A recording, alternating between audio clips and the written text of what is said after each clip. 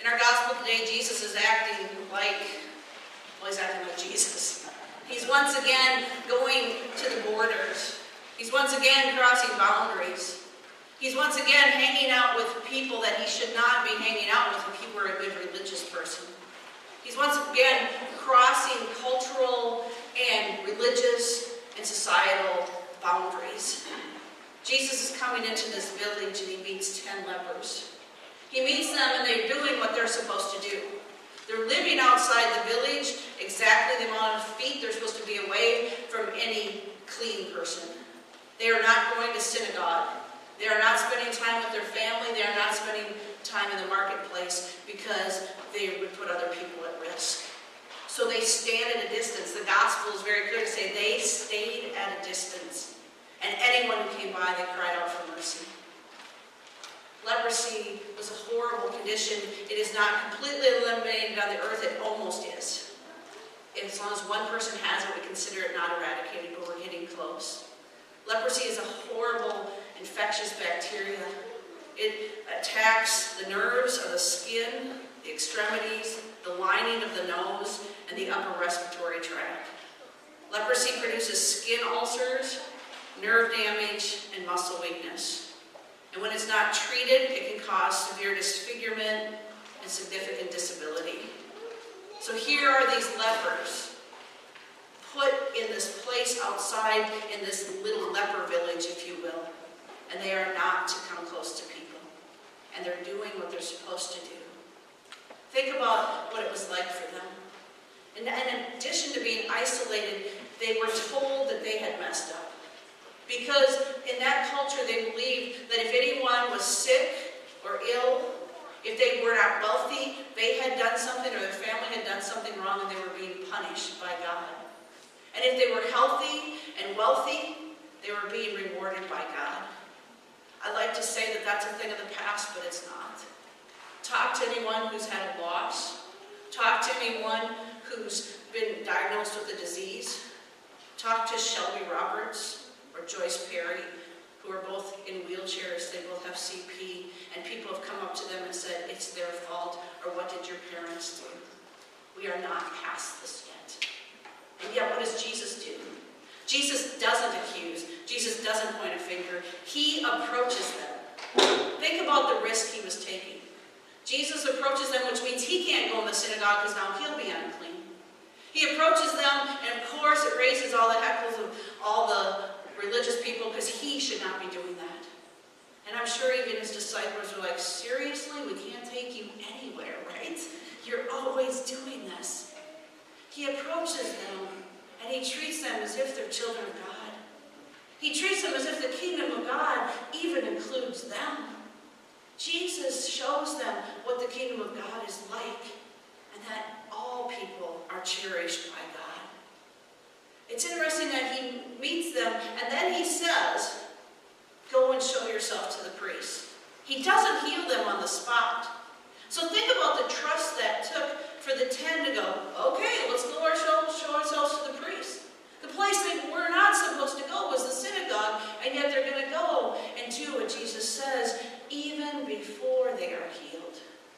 Because we're told in the story, as they are on their way, they go first in faith. They don't know what's going to happen.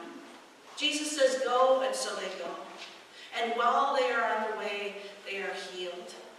And it's more than just physical healing. They will be reestablished back into their families, into their communities, into the synagogue, into the marketplace. All those things that leprosy took away, and all those things that society took away from them, will be reestablished. So when Jesus brings healing, it's not just the immediate physical, it's holistic. And Jesus says, go and show yourselves. And they do it. All 10 did what they were told, right? All 10 were given the blessing. It wasn't like when they didn't turn around and say thanks, Jesus said, oh, I'm sorry. You didn't say thanks, I'm going to have to take that back. All 10 did exactly what they were told, and all 10 received the blessing of healing. But one, for whatever reason, said, I can't believe this. I can't believe what you have done for my life. In that moment, he understood it. And that seems about right. It seems about right in our own lives. I would like to say that every time someone has done something, I'm like, yay, thank you. I like to say that I constantly thanked my parents while I was growing up for all the wonderful things they did.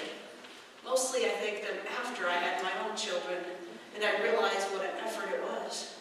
I think of all the times I'm like, oh, could these 4 people come over for supper?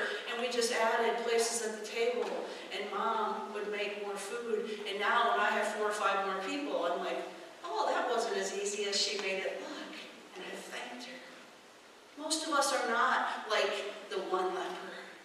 We have moments. Sometimes we get it, and sometimes we say things, but sometimes it takes something right in our face. Some of you may have seen A.J. Jacobs' book, Thanks 1,000. He, for some reason, one day thought, what does it take for me to have this cup of coffee? And he said his family, especially his son, would describe him more like Larry David than like Tom Hanks in his disposition. He is not a grateful person by nature.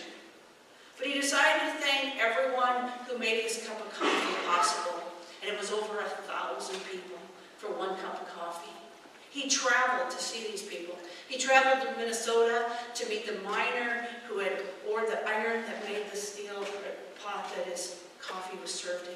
He thanked the baristas. He thanked the person on Madison Avenue who had done the marketing. And he went to Columbia and met each and every person along the way. Over 1,000 people for 1 cup of coffee. And he said it changed his life. Because he only did it because his son said, you're such a curmudgeon, I bet you won't do it. But he said what he discovered was gratitude. And gratitude changed who he was. He thought that he would be like, yeah, thanks a lot. But he said it transformed my life. He said, I'll never be the same because I found these people and said, thank you. And he hopes each of us find gratitude trails like he did. Throughout the Gospel of Luke, we hear about what we call faith. It's really trust in faith. It's another trust story. Jesus says, go, and they go. And how many times have we been in places like these lepers? We've been grieving, we've been angry, we've been upset, we're holding a grudge, whatever it is, and we are transformed, and we didn't see it coming. We didn't seek it. We didn't ask for it. All of a sudden, somebody, some way, we found forgiveness, we found peace, we found grace, we found light, and we can do nothing but say, thank you. Wow, this changed my life forever. The definition of gratitude is the quality of being thankful, readiness to show appreciation for, and to return kindness. David DeCento says, when I feel grateful, I'm going to then pay it either back to you or forward to someone else. It becomes a reinforcing circle of reciprocal relationships. There's a story of a woman who's a janitor in a company for 25 years. She rarely ever missed work. She gave it her best every day. And then a new company bought the business. And in the second day, the manager wrote handwritten thank yous to each and every employee, thanking them for their years of service and for what they did every day. His assistant delivered it to her. And when she opened it, she started crying. And then she asked to go home, and they assumed she was sick. Which they found out the next day was no one in 25 years had ever said thank you. Not once, not verbally, not through a card, not at the holidays, not once. And she had planned to quit that day until that thank you came. Gratitude changes us. Gratitude helps us to see the gifts in our own lives and what we already have. It doesn't mean we don't lament. It doesn't mean we don't complain. It doesn't mean we don't cry. But we have gratitude. Many of you know the story of my friend Bink. The cross back here was made by Bink. Bink was from my home congregation. And when I was going to seminary, whenever I was home, Bink would shake my hand, there'd be a $20 bill in it. And the first time he did it, I said, Bink, you can't do this. First of all, I was telling Bink what you could do, not a good idea. And he had these big old sausage fingers. And he put his finger right in my face and he said, you feel called to be a pastor. I feel called to help you. Don't you ever take away my call. Jesus is reminding us that we have been given gifts in abundance. And sometimes we write the thank yous begrudgingly.